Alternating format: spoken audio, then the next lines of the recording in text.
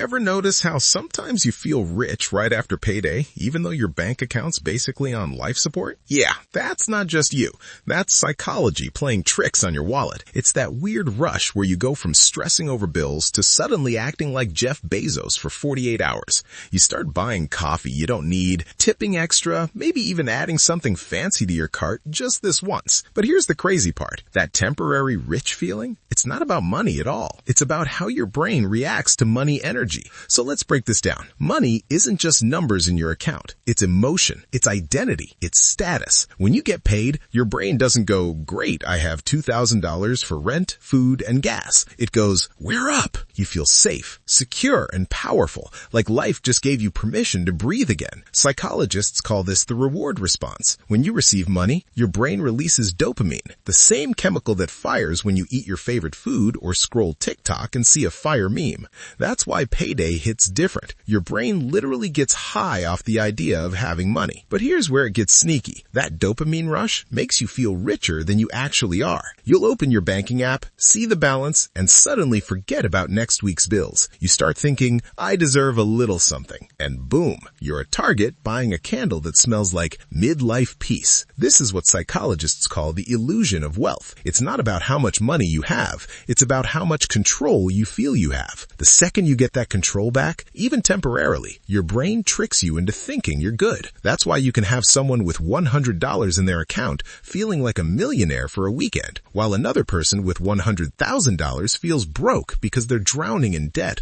or stressed about losing it. Money is relative. Wealth is emotional. Let's talk about something called mental accounting. It's the way your brain organizes money into imaginary buckets, like you might have bill money, fun money, and emergency money. The crazy part? Your brain doesn't treat all those dollars the same. You might refuse to touch your savings, but drop $80 on brunch without blinking. Why? Because brunch money is the fun bucket money. So when you get paid, it's like every bucket fills up at once. You suddenly feel balance, control, and possibility. You're not actually richer. You just temporarily feel like life's back on track. And that's enough to loosen your grip on your wallet. But once the dopamine fades, reality hits. The bills come due, the bucket drains, and suddenly that rich feeling turns into anxiety. That's the boom and bust psychology of money. We chase that rich feeling, even if it means sabotaging our actual wealth. Let's get real for a sec. Why do you think people spend more when they're broke? You'd think the opposite would happen, right? But nah.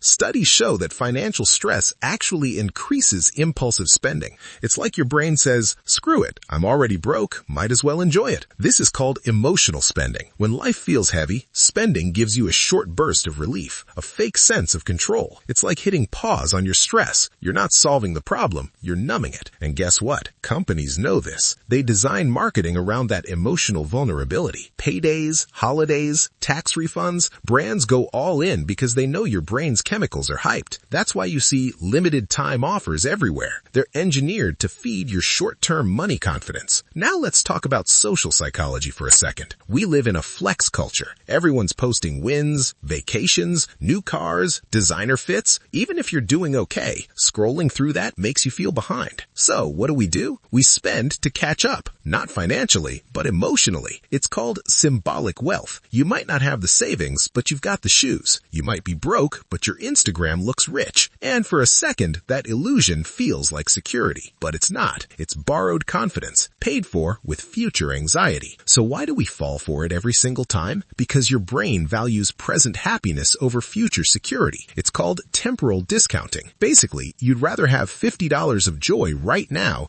than $100 of peace later. That's why saving is hard. It feels like punishment in the moment, even though it's protection in the long run. Let me give you an example. Say you're down to your last $100 before payday. You tell yourself, I'm broke. You start eating cheap meals, staying home, saying no to plans. You feel restricted, but then payday hits, and the same you who was just rationing ramen suddenly buys takeout, drinks, and new sneakers. Why? Because that restriction mindset flipped to a reward mindset. You feel like you survived something. Spending spending becomes your way of celebrating making it through. That's the psychology of money. It's not logic. It's survival instincts mixed with dopamine and fear. And here's the kicker. Feeling broke isn't always about money. It's about control. When you feel like you're not in control of your finances, you feel poor, even if you're technically fine. But when you feel like you're running the show, you feel rich, even if your balance says otherwise. That's why budgeting doesn't just change your wallet. It changes your mindset. It gives you that sense of control that your brain's been craving. It's like telling your brain, don't worry, I've got this. And when that happens, you stop chasing the rich feeling because you start building actual wealth. Now let's talk about something deeper, the scarcity mindset. If you grew up in a household where money was tight, your brain learned early that money equals safety. So when you get it, you hold on too tight or spend it too fast. Either way, it controls you. Scarcity rewires how you make decisions. It keeps you in survival mode, always chasing, never building. But here's the wild part. When you finally start making more money, that mindset doesn't just vanish. You might have more cash, but you still feel broke. That's why some people can earn 6 figures and still live paycheck to paycheck, because they're emotionally reacting to money like their 20-year-old self who was struggling. Real wealth isn't about income. It's about calm. It's when money stops being a source of chaos and becomes a quiet tool. Ever notice how when you're truly broke, every dollar feels heavy? You overthink every purchase, every decision. But when you've got enough, you don't even check prices. That's not arrogance. That's financial safety. That's what people really mean when they say rich. It's not about Ferraris or penthouses. It's about not being scared anymore. But until you reach that stage, your brain's gonna keep playing games. It'll make you feel rich when you're not, and feel poor when you're fine, because it's wired to protect, not to plan. And let's not lie, there's something intoxicating about that fake rich feeling.